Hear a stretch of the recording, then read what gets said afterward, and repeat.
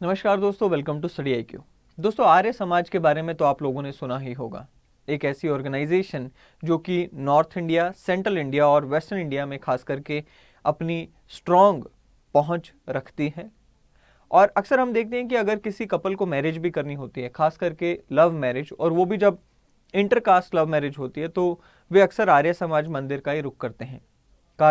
कारण ये कि एक तो यहाँ पर मैरिज परफॉर्म करना काफ़ी सरल है, बहुत ही कम फॉर्मेलिटीज़ होती हैं और वैदिक रिचुअल्स के हिसाब से बहुत ही कम खर्चे में और बहुत ही कम समय में आप यहाँ पर मैरिज परफॉर्म कर पाते हैं। अब इसी मुद्दे से जुड़ी हुई एक इम्पॉर्टेंट न्यूज़ मैं आपके साथ शेयर करना चाहता हूँ।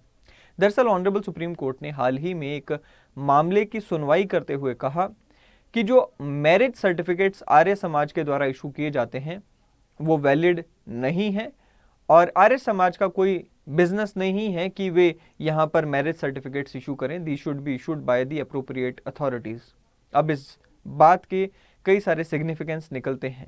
आज की अपनी इस वीडियो में हम देखेंगे कि ऑनरेबल सुप्रीम कोर्ट ने दरअसल क्या कहा, क्यों कहा और कौन से लीगल प्रोविजंस यहाँ संबंधित हैं। So welcome to study IQ। My name is Chand Kuba. अगर आप मेरी वीडियोस की PPTs डाउनलोड करना चाहें तो टेलीग्राम के इस चैनल को आप ज्वाइन कर सकते हैं। चलिए अब देखते हैं कि सुप्रीम कोर्ट ने दरअसल क्या कहा। सुप्रीम कोर्ट ने कहा that Arya Samaj has no business of giving marriage certificates. This is the work of authorities, this is not the real certificate.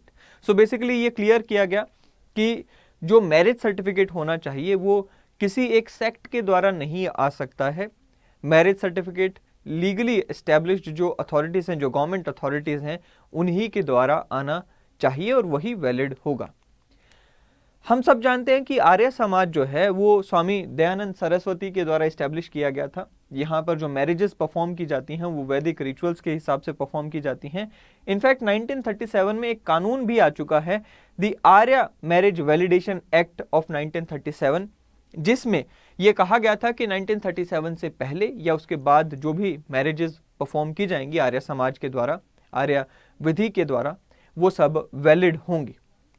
लेकिन 2016 में हमें देखने को मिलता है कि आर्य समाज के द्वारा, आर्य समाज सभा के द्वारा कुछ गाइडलाइंस इशू की गई, जिसमें जितने भी आर्य समाज के टेम्पल्स हैं और जितनी भी आर्य समाज से एफिलिएटेड ऑर्गेनाइजेशंस हैं, उन्हें यह हिदायत दी गई कि वे सभी हिंदू मैरिज एक्ट 1955 से कंप्लाई करके और उसी के तहत मैरिजेस परफॉर्म करें।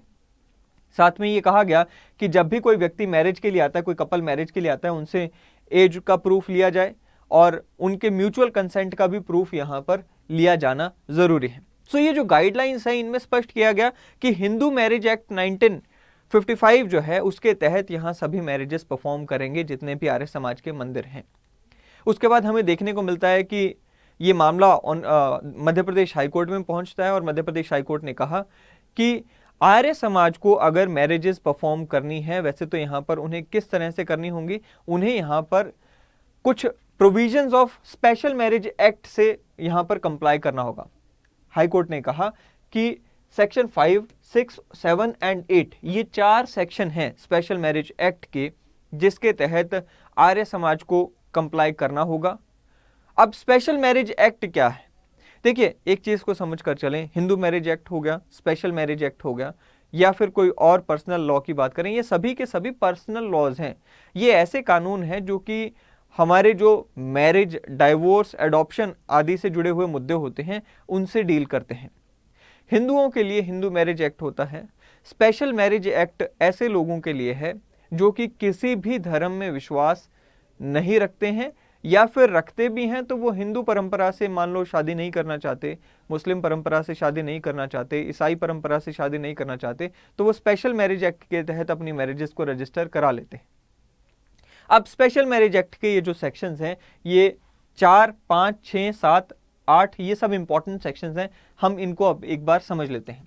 दरअसल मध्य प्रदेश ने जिन सेक्शन से कंप्लाई करने के लिए कहा था आर्य समाज को, वो अब हम यहाँ पर समझ रहे हैं। आर्य समाज को कहा गया कि भाई conditions relating to solemnization of special marriages, जब भी आप मैरिज परफॉर्म करो, पहले सेक्शन 4 यहाँ पर क्या कहता है वो हम देख लेते हैं। सेक्शन 4 कहता है कि जब भी कोई मैरिज परफॉर्म की जा रही है, कुछ कंडीशंस वहां पर फुलफिल होना जरूरी है। पहली कंडीशन ये कि कोई भी पार्टी जो कि मैरिज कर रही है, चाहे वो लड़का है या लड़की है, इनवैलिड, वो वहां पर अपना वैलिड कंसेंट देने के लिए काबिल हो, वो इस हालत में ना हो, जैसे अनसाउंड माइंड में ना हो, जहां पर वो कोई वैलिड कंसेंट दे ही नहीं सकते, यानी कि अपनी सहमति जता ही नहीं सकते। उनको रिकरेंट अटैक्स ऑफ इंसैनिटी नहीं आने चाहिए। मेल की जो उम्र होनी चाहिए वो मिनिमम 21 ईयर्स होनी चाहिए। फीमेल की जो उम्र होनी चाहिए वो 18 साल जो है वो होनी चाहिए। The parties are not within the degree of prohibited relationship. Prohibited relationship का मतलब होता है कि जैसे हम देखते हैं कि हमारे समाज में जैसे एक बहन भाई हो गया, इसी तरह से जो कजन्स होते हैं, जो ब्लड कजन्स होते हैं, ब्लड रिलेटेड कजन्स होते हैं, वो सब प्रोहिबिटेड डिग्री में आ जाते हैं, ये आपस में मैरिज नहीं कर सकते हैं। तो ये 4-5 कंडीशंस जो हैं, ये 4 कंडीशंस फुलफिल होंगी तभी आप स्पेशल मैरिज एक्ट के तहत मैरिज परफॉर्म कर सकते हैं। 5 में कहा गया कि जब भी किसी कपल को यहाँ पर मैरिज परफॉर्म करनी होती है तो उन्हें यहाँ पर मैरिज परफॉर्म करने से 30 दिन पहले जो है वो एक नोटिस इशू करवाना होता है। So when a marriage is intended to be solemnized under this act, the parties to the marriage shall give notice in writing in form specified in schedule 2 of the act to the marriage officer, और marriage officer जो है उस जो notice है उसे यहाँ पर publish करेगा आम जनता के लिए। So 30 दिन पहले, जिस दिन शादी परफॉर्म होनी है उससे 30 दिन पहले ये मैरिज ऑफिसर जो है उस नोटिस को इशू करेगा। अगर इस नोटिस के इशू करने के बाद कोई ऑब्जेक्शन आता है तो मैरिज सर्टिफिकेट ये जो मैरिज ऑफिसर है वो उस ऑब्जेक्शन को यहां पर जो है इन्वेस्टिगेट करेगा। वही यहां पर कहा गया है that any person before the expiration of 30 days can raise objections. तो यहां पर जो है ये स्पष्ट कर दिया गया कि कोई भी व्यक्ति, जब मान लीजिए एक कपल ने यहां पर मैरिज रजिस्टर कराने से पहले, मैरिज सोलेमनाइज कराने से 30 दिन पहले जब उन्होंने यहाँ पर एक नोटिस इशू कर दिया तो कोई भी व्यक्ति ऑब्जेक्शन रेज कर सकता है। किस ग्राउंड पे ऑब्जेक्शन रेज होगा? तो अभी जो हमने सेक्शन 4 में ग्राउंड्स पढ़े उन्हीं में से किसी एक ग्राउंड पर ऑब्जेक्शन रेज हो सकता है।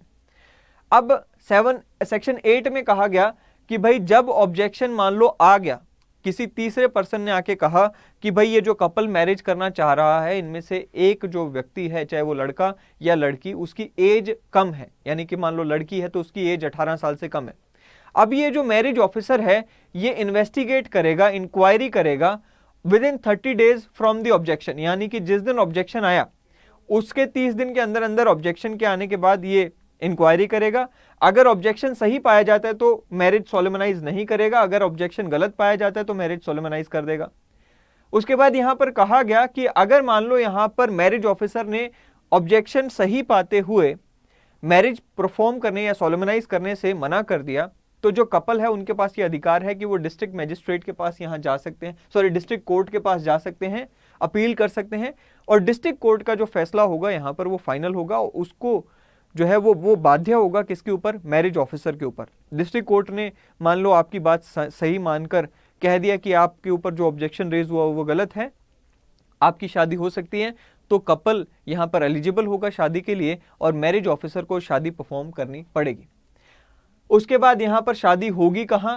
डिस्ट्रिक्ट जो वो मैरिज ऑफिसर है उसके ऑफिस में होगी और पेमेंट ऑफ जो फी है उसके बाद होगी।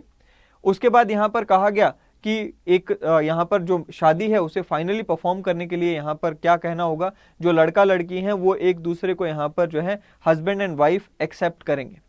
अब ये सर्टिफिकेट जिसके ऊपर सारा मुद्दा घूम रहा है वो सेक्शन 13 में बात की गई है। Section 13 of the special marriage act कहता है कि जब शादी हो जाएगी उसके बाद क्या होगा? उसके बाद कहता है जी जो मैरिज ऑफिसर है वो अपनी एक सर्टिफिकेट बुक होती है उसमें उसकी एंट्री करेगा।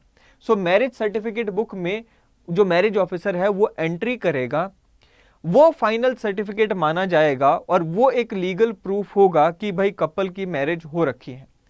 कहते हैं जी when the marriage has been solemnised the marriage officer shall enter a certificate in a book to be kept for this purpose. उस बुक का नाम मैंने आपको बताया। And such certificate shall be signed by the parties to the marriage and 3 witnesses. ये जो certificate होगा इसमें लड़का लड़की भी शादी जो है जिनकी हुई है वो साइन करेंगे और 3 विटनेसेस भी उस पर साइन करेंगे। Certificate will be the conclusive evidence. So ये यहां पर सर्टिफिकेट है जिसकी बात यहां पर कही गई है। अब ऑनरेबल सुप्रीम कोर्ट ने यह स्पष्ट कर दिया कि भाई देखो जो मैरिज सर्टिफिकेट होना चाहिए वो प्रॉपर अथॉरिटीज जैसे कि यहां पर मैरिज ऑफिसर है इनके द्वारा इशू होना चाहिए। जो सेक्ट के द्वारा, चाहे वो आर्य समाज है या कोई भी सेक्ट है, they are not legal authority to issue a marriage certificate.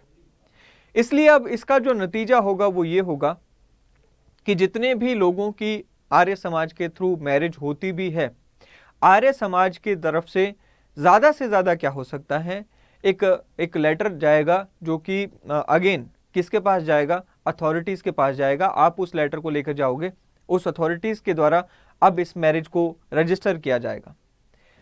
In fact आप कई सारी डिनोमिनेशंस में देखते भी हैं, खास करके सिखिज्म की भी अगर हम बात करें, हमें देखने को मिलता है कि अगर गुरुद्वारा में अनंत कारज परफॉर्म होते हैं, वहाँ पे भी हमें देखने को मिलता है कि वहाँ से एक सर्टिफिकेट काइंड ऑफ इशू होता है, लेकिन वो फाइनल सर्टिफिकेट नहीं होता है।